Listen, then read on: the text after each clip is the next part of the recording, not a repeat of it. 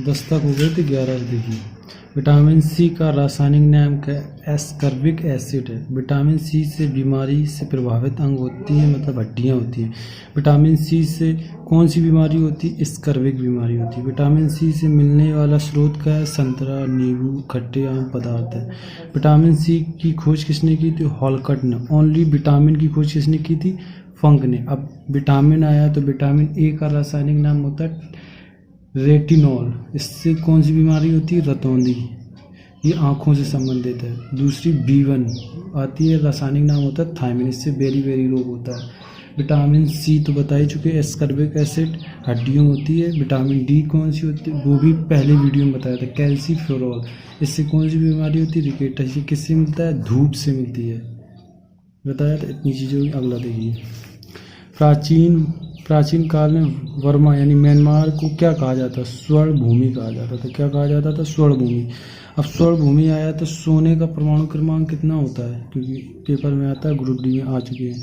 तो सोने का परमाणु क्रमांक होता है 79। अब सोना आया तो चांदी भी तो पहनी जाती है, तो 47 होता है।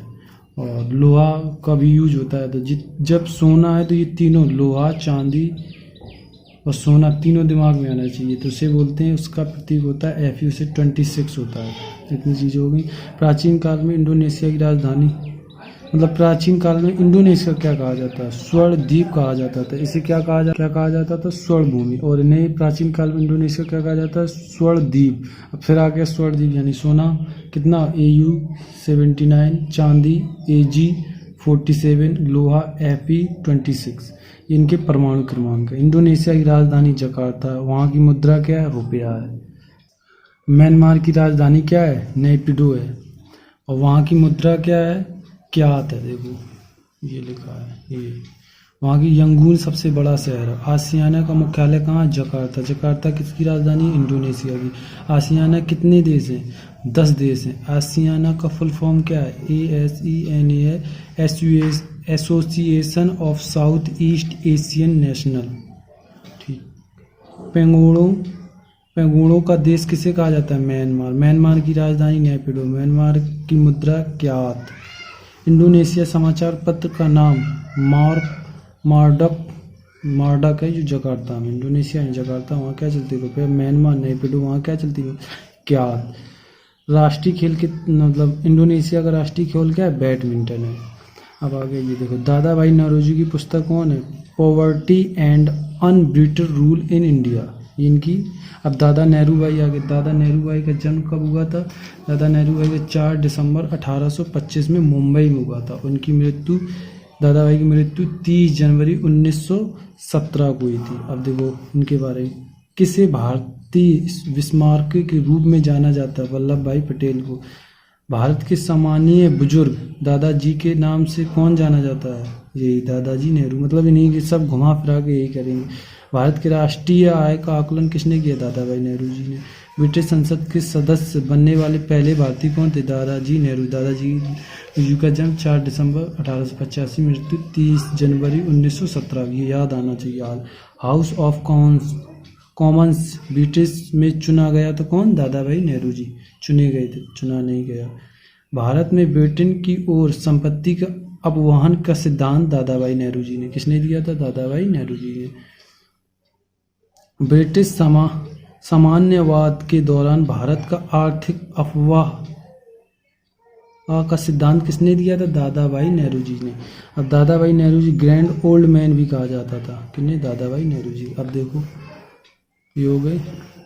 अब देखो कुतुब मीनार, हाँ यहाँ से। कुतुब मीनार की नींव किसने रखी? कुतुबुद्दीन ऐबक ने। ये गुलाम बंदे थे। कुतुबुद्दीन किस वर्ष बनवाई गई थी? मतलब कुतुब मीनार किस वर्ष बनाई? 1172 में। और कितनी फीट ऊंची है? 288 फीट।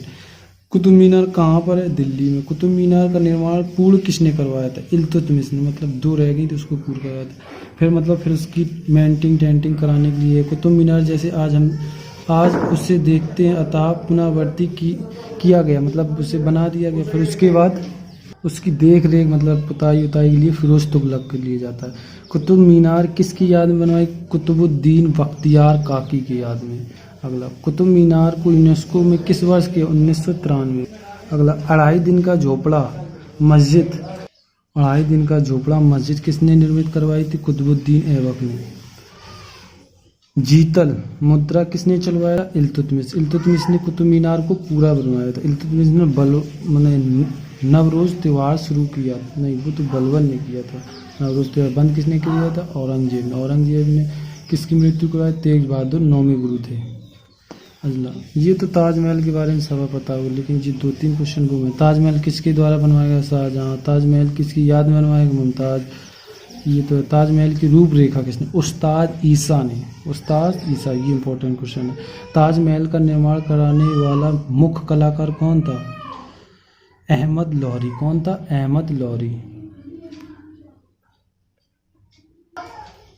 अहमद लौहरी। अगला देखो, ताजमहल निर्माण कब शुरू हुआ था और ख़त्म कब हुआ? 1632 से 1648 से चला। 1632 से 1648 तक। अगला, मुगल साम्राज्य की राजधानी आगरा से दिल्ली किस शासनकाल में दी गई? तो शाहजहां के शासनकाल में। अब देखो, ताजमहल यूनेस्को में कब शामिल किया गया? 1983 में। हुमायूं का मकबरा को और क्या नाम जाना जाता है और किस नाम से जाना जाता है? ये मतलब ताजमहल की पूर्ववर्ती को माना जाता है। ताजमहल उसका पूर्ववर्ती माना जाता है। ताजमहल कहाँ पर है? आगरा में। संविधान सभा की शुरुआत 9 दिसंबर 1946 में हुई थी। शुरुआत। भारतीय संविधान अपनाया कब गया, मतलब लागू कब हुआ? अपनाया गया अभी 26 नवंबर 1949 को। भारतीय संविधान लागू कब हुआ? 26 जनवरी 1950 को। विश्व में सबसे बड़ा संविधान किस देश का है? भारत का। अलिखित संविधान किसका है? ब्रिटेन का। और सबसे पहले किसने लिखा था संविधान? अमेरिका ने। ये याद रखना। भारत के संविधान का निर्माता किसे माना जाता है? भीमराव अंबेडकर को। अलिखित संविधान किस देश का है? ब्रिटेन का। सबसे पहले संविधान किसके द्वारा लिखा गया? यूएसए द्वारा। उधार का कटोरा किस देश के संविधान को कहा जाता है? भारत को। भारत को उधार का कटोरा कहा। संविधान की संकल्पना का उद्भव सबसे पहले कहाँ हुआ था? इंग्लैंड। इंग्लैंड की राजधानी लंदन। लंदन किसकी राजधानी? टेम्स या थेम्स, दोनों एक ही हैं, वहीं पर है। ऋग्वेद। अगला क्वेश्चन, ऋग्वेद किसके द्वारा रचित है? विश्वामित्र द्वारा। सबसे पुराना वेद ऋग्वेद। इस वेद में कितने मंडल और सूक्ति हैं? 10 मंडल, 1028 सूक्ति हैं, या 10-28 याद करने के लिए 1028 सूक्ति हैं। गायत्री मंत्र का उल्लेख किस वेद में? ऋग्वेद के 3रे मंडल में। मंडल कितने हैं? 10। सूक्ति कितनी? 1028 की। ऋग्वेद की रचित कौन? विश्वामित्र। सबसे पुराना ऋग्वेद। गायत्री मंत्र के लेखक विश्वामित्र। कौन है? विश्वामित्र। और गायत्री मंत्र किस मंडल में? 3रे मंडल में। किसके मंडल? ऋग्वेद। ऋग्वेद की रचयिता विश्वामित्र। मंडल कितने हैं? 10 हैं। इस वेद में सबसे वर्णित नदी और पवित्र नदी सिंधु, मतलब वर्णित सबसे ज़्यादा सिंधु है और पवित्र है सरस्वती। कौन है? सरस्वती। ये याद रखना। आर्यों की जानकारी किस वेद से मिलती है? ऋग्वेद से। ऋग्वेद की रचयिता विश्वामित्र। कितने मंडल? 10। और सूक्ति 1028। गायत्री मंत्र कहाँ है? किस मंडल में? ऋग्वेद। कितने मंडल? 3रे मंडल में। इसकी मतलब लेखक कौन है? विश्वामित्र। अब देखो, आर्य लोग कहाँ से भारत आए थे? मध्य एशिया से आए थे। आर्य लोग भारत में किस जगह सबसे पहले आए थे? पंजाब और अफगानिस्तान में। पंजाब और अफगानिस्तान में। कब आए थे? 1500 ईस्वी में आए थे। आर्यों का प्रिय देवता और पशु इंद्र और घोड़ा, जो तुम देखते हो घोड़ा वो जो दूल्हा उल्हा बैठता, तो इन्हीं ने खोज की थी रथ की। किन्होंने? इन्हीं ने, आर्यों ने। ऋग्वेद में किस देवता का उल्लेख है? इंद्र। इंद्र को पुलंदर भी कहा जाता है। 250 रचना का वर्णन है किसमें? ऋग्वेद में। ऋग्वेद तथा यजुर्वेद में का हिंदी अनुवाद किसने किया? स्वामी दयानंद सरस्वती ने। किसने? स्वामी दयानंद सरस्वती ने। इस वेद को पढ़ने वालों को क्या कहते हैं? होत्र कहते हैं। क्या कहते हैं? होत्र। आर्य शब्द का अर्थ है श्रेष्ठ या कुलीन, मतलब सबसे अच्छा। आर्य का प्रथम ग्रंथ कौन था? ऋग्वेद। ऋग्वेद की खोज किसने की थी? विश्वामित्र ने। आर्य का निवास स्थान क्या था? साइबेरिया। कहाँ से आए थे? मध्य एशिया से। कहाँ रुके थे? पंजाब और अफगानिस्तान में। मध्य प्रारंभिक वैदिक आर्य का धर्म क्या था? प्राकृतिक पूजा और यज्ञ। यो चैनल को सब्सक्राइब, लाइक, कमेंट जरूर कीजिएगा। बताइए आपको ये वीडियो कैसा लगा। थैंक यू, धन्यवाद। इसकी PDF आपको डिस्क्रिप्शन में मिल जाएगी, डाउनलोड कर सकते हैं।